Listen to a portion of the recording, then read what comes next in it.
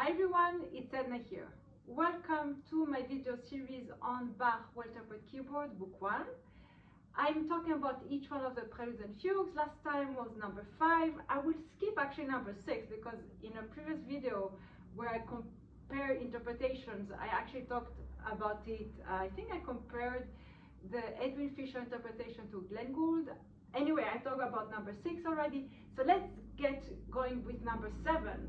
So Prelude and Fugue number 7 is very special, and I think what Bach is trying to remind us is that the keyboard instrument, and of course in Bach time a keyboard instrument is a harpsichord, but it's also an organ, has the possibility to be one instrument and many instruments at the same time. So he plays with this multitude of possibilities and divides the prelude into 3 sections. The first one, we call it instrumental. So it's scales that respond to each other.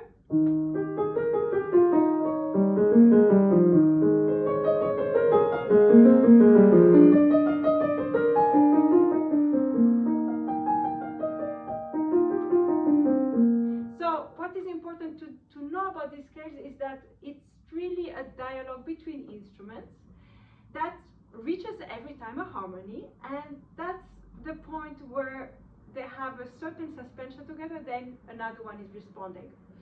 And so this section, which is scales of a dialogue between instruments, eventually gets to a point of, we call it cadenza.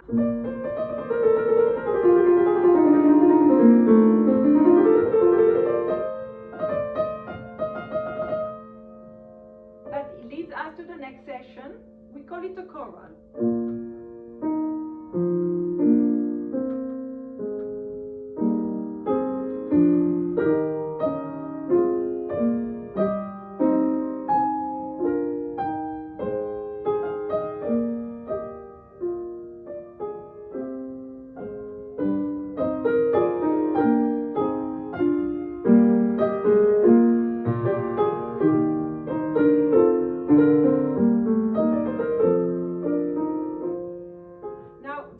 I don't know if you've noticed, but basically it's based on a canon, on the theme.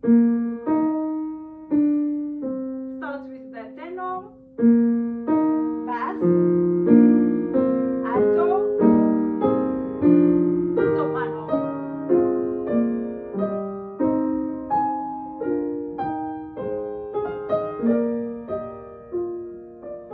Now this is really my favorite part in this prelude. I would really recommend to play it very, very singing, like this is a choral of singing voices. And as a pianist, I play it on the piano naturally. I think it's important to give importance to the kind of sound you want that is different from the scales part, can be more articulated, and the kind of sound that is with a slower attack that comes from this lyrical choral part. Now in the third part, the prelude actually combines the introduction based on this dialogue of scales with the theme of the choral. So again, we have a transition of the choral.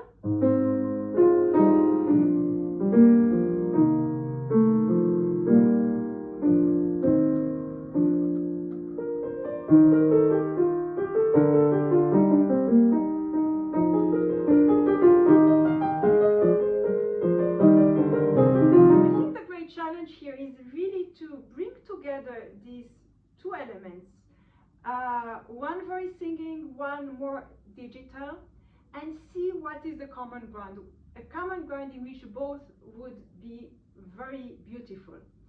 Now, interesting, the prelude has, we can say, a huge fugue inside, and the fugue itself has a lot of prelude elements.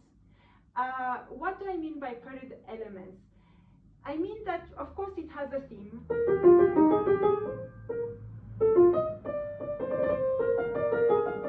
But you see that part at the end of the theme is actually all the time used in intermediary sections that gives it a prelude-like character. And so in that sense, this fugue is much closer to a prelude than a fugue. And so it has a lot of passages which develop this last part of the theme and make of it really almost a prelude-like fugue.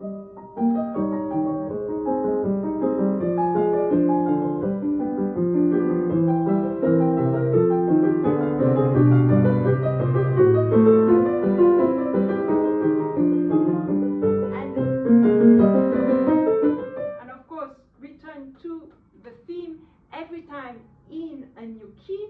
And what is interesting is, of course, how to show the dramatic effect of each new key on the theme, whether it is E flat major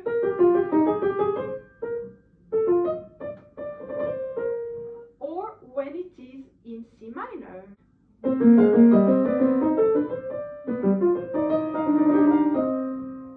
Has a very different effect, and so it's important to show that. So these were my few thoughts on Prelude and Fugue number 7. See you next time regarding Prelude and Fugue number 8. Bye!